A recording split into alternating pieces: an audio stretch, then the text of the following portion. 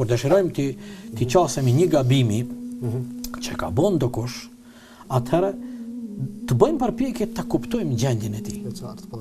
Madje kjo kundërtën mund nxjisë ndoshta reagim të kundërt edhe ta eskaloj situata. Vekim krejt poenta është që ne kur qasemi, qasja jon tjetë e frytshme. Kë poenta është kjo. Por ndryshe nuk duhet të qasemi kësaj.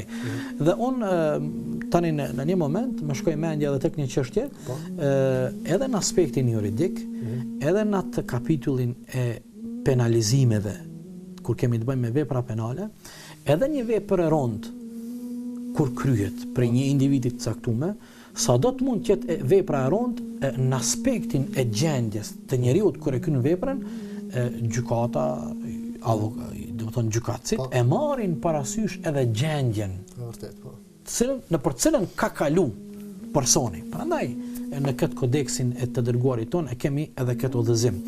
Një udhëzim tjetër është se tham pejgamberi sallallahu alaihi wasallam kur e përmendëm tek metodat e lloj-llojshme, tham pejgamberi sa ndonjëherë e ka reagu dhe reagimi i tij në përmirësimin e gabimit ka qenë aty për aty.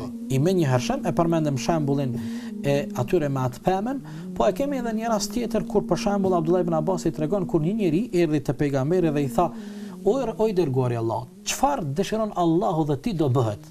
I dërguari me njëherë reagoi, tha: "Çfarë tham, të lutem, tham, mos i bësh shok Zotit." Çfarë dëshiron Allahu dhe ti? Po. Mirë po. Pra barazoj të dërguarin me Allahun. Po, reagoi me njëherë, ndërsa shprehja e dur është çfarë dëshiron Allahu e pastaj ti, do të bëhet një ndarje që të kemi në konsiderat madhështinë e Allahut te baraka wa taala.